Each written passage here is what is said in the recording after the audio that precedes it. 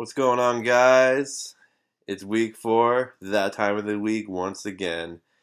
Boy, what a week. Only 2 undefeated squads remain while the rest of us struggle to stay afloat in a gritty, dirty, and grimy defensive week 4. Not a lot of points scored here by any of us here.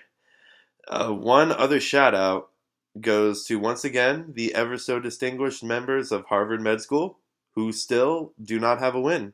They are a combined 0 and 8. 0 and 8. I really didn't think Yosef's draft was that bad, but man, he has a lot of ground to make up if he wants to make the playoffs. So without further ado, let's get started. We're going to start with the matchup of the week, the Schemetown Jerry's versus Speed Heisenberg. Coming into this game, we all thought this would be a close one, but it was Ben coming out strong once again to show us how lucky he can get. Yep, there's the middle finger cameo appearance by Sir Dave himself. Sure, Devontae Freeman scored another 3 TDs for the second week in a row, just like LaDainian Tomlinson did back in the day. But did LT do it 3 weeks in a row? No, he did not. I'm not saying things will screech to a halt with Freeman, but his productivity will drop off next week. Surprising showing from Forsett, but it wasn't surprising to see the Panthers D show up to play again. They're in the best division in the NFL with the Falcons, who are also 4-0. And this is the luck that's been getting Ben his victories with average performances from the rest of his players. Ben doubled Dave's point total and then some this week. Datillo did not play well. He had a subpar performance from Travis Kelce and Steve Smith Sr., who is out with an injury. Big loss for Speed Heisenberg. With Freeman's drop in productivity, it's going to be pretty easy to beat up on the Jerrys this next week. Next we have Colby versus Hyman, with Hyman coming through once again with the consistency of his players. It was cool to see Justin Tucker get 15 points during the Thursday night game. He's very adamant about playing the starting quarterback for the Colts, regardless if Andrew Luck is playing. Risky move, but it ended up paying off with Matt Hasselbeck at the helm. Aside from Ryan Matthews getting 0 points, it was solid, consistent play for Hyman. His opponent, Sir Kolbs the Rogue, is a train wreck. I really thought the commissioner would build off the W he got last week, but took another step back this week. Let's take a look at where he went wrong. Playing Arian Foster is probably not the smartest play, considering he was just coming back from a groin injury and wouldn't be getting very many touches. 8 rushes for 10 yards is pretty shitty. Let's be honest with ourselves. Heath Miller is a good, reliable tight end that has had a stellar career playing in Pittsburgh, but is not the best fantasy tight end because of his obligation to assist in blocking and going for short yard routes. And this was surprising to see the Cardinals D only get 1 point, with a secondary duo of Tyrann Mathieu and Patrick Peterson getting a lot of picks this year. Lots of stuff for you to work on there, Commissioner Colby. Now we have Yamamoto against Team Hayden in the first of 2 battles of the Ivies. This was the one game I thought Hayden would do well in, but fell short, with Joique Bell not doing shit once again. I think it's time to find some new running backs, Hayden. CJ Anderson is splitting time with Ronnie Hillman, so he's not a very productive guy fantasy-wise. But gotta give credit to picking Adam Vinatieri, who nailed a 50-yarder to yield 12 fantasy points. But it was Yamamoto coming out on top with the help of Chris Ivory once again. Getting 29 rushes in a game will certainly get you a decent amount of points. And it was only a matter of time before Phillip Rivers really went off, and this was the week.